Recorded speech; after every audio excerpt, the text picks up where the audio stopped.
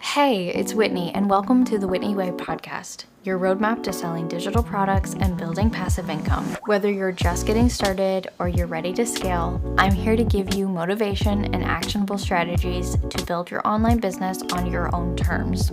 Let's dive in. If you've been sitting on an idea for a digital product business, or you've been watching other people do this and thinking, I wish I could do that, but it's probably too late for me. I'm too old, I don't have enough experience. I need you to stop right there. Because I'm going to tell you something that you need to hear. You're not too late, you're not too old, and you're definitely not too inexperienced. Today, I want to break down each of those limiting beliefs because I see them holding people back every single day, and I'm here to tell you that they're lies. They're stories that you're telling yourself, and they're keeping you stuck. So let's talk about it. First, you're not too late. I know it feels like everyone and their mom is selling digital products right now, and I know it feels like the market is saturated, like all the good ideas are taken. But the thing is, the internet is not going anywhere. People are always going to need solutions to their problems, and every single day, new people are coming online looking for help. You know what actually makes you too late? Never starting. That's it. The best time to start was 5 years ago, but the next best time to start is right now. Not next year when you feel more ready, not when you have more followers, not when the timing is perfect. Right now. I've been in the digital business space for over a decade, and I can tell you that people have been saying the market is too saturated that entire time. And yet, new businesses are launching and succeeding every single day. Because it's not about being the first, it's about being you. Your perspective, your story, your way of teaching something is unique to you. No one else can do it exactly the way you can. So, no, you're not too late. You're right on time. Number 2, you're not too old. This one gets me because I think we put so much pressure on ourselves to have everything figured out by a certain age. Like, if you didn't start a business in your 20s, then you missed your chance. That's garbage. I'm in my mid-30s, and honestly, starting a business in my 30s hit way differently than it would have in my 20s. In my 20s, I didn't really know what I wanted, and I didn't trust myself yet. I cared way too much about what other people thought, and I was trying to hustle my way into some version of success that wasn't even mine. But in my 30s, I have clarity. I know what I don't want because I've spent enough years in jobs that drained me. I know what I'm building towards, and I trust myself more. And not in an arrogant way, but in a quiet, confident way.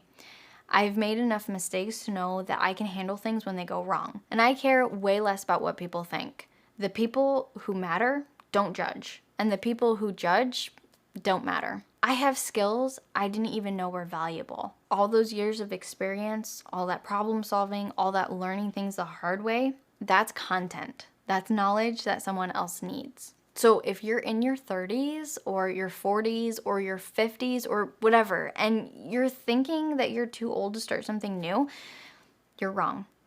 You're not too old. You're experienced. You have perspective and you have wisdom. And you have things to offer that someone in their 20s just doesn't have yet. The third one is you're not too inexperienced. So this is one that I hear a lot. I don't have a degree in this, and I'm not an expert. I don't have the credentials. Who am I to teach this? Okay, let me ask you something. Have you figured something out that someone else is still struggling with? Have you ever solved a problem that you could help someone else solve? Have you ever learned a skill that someone else wants to learn? If you answered yes to any of those, then you have something to teach. You don't need to be the world's leading expert, have a PhD, or 10 years of experience. You just need to be a few steps ahead of the person that you're helping. And here's what I've learned. People don't just buy information, they buy transformation. They buy results. And a lot of times they buy from people who understand their struggle because they've been through it recently. Your so-called inexperience is actually relatability. It's connection and understanding. So please stop waiting to feel like an expert. Every single expert was once a beginner. And the only difference between them and you is that they started before they were ready. So let's recap a little bit. You're not too late because there's always room for your unique perspective. You're not too old because your age brings experience and wisdom. And you're not too inexperienced because you don't need to be an expert. I honestly think the real issue isn't any of those things. I think the real issue is fear. Fear that you'll put yourself out there and then you'll fail. And it's fear that people will judge you, or fear that you'll invest time and energy into something that doesn't work out. And I get that. I really do. But I want you to consider something.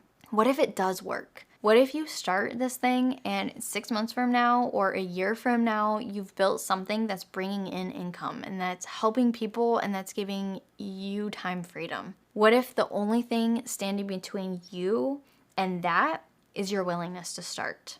I think that's worth the risk. Let me give you something practical, some ways that can help you start despite all these fears.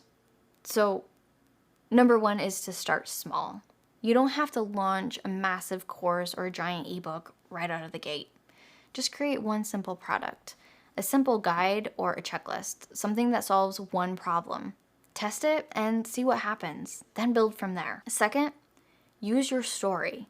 Whatever experience you have, whatever you've been through, that's your unique selling point. Don't hide your journey.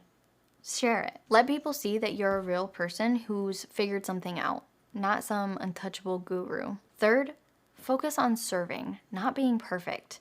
Your goal isn't to be the most polished, the most professional, the most expert person out there. Your goal is to help someone. If your product helps someone solve a problem, it's good enough. Fourth, surround yourself with people who are doing it.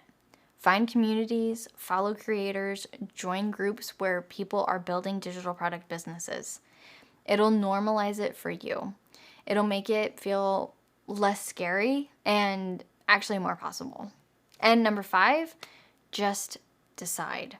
Decide that you're doing this, that you're not going to let these limiting beliefs stop you anymore. Because at the end of the day, that's what it all comes down to, a decision. You can keep telling yourself that you're too late, too old, too inexperienced, or you can decide that you're exactly who someone needs, exactly when they need you, with exactly the experience that you have right now. And I promise you, the second option is the truth. You have everything that you need right now to begin. You're ready. And if you want more real talk about building a digital product business without all the hype and the hustle culture, then hit that subscribe button, because I share a lot about creating passive income in a sustainable and authentic way. Thank you for being here. Now go start that thing that you've been thinking about. I'll see you in the next one.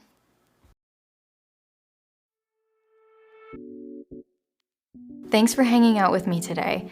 If this episode gave you value, I'd love if you'd share it with a creator friend who needs to hear this. And if you're ready to dive deeper, head over to whitneystokes.com and take my free quiz, which will show you which digital product you should start selling first.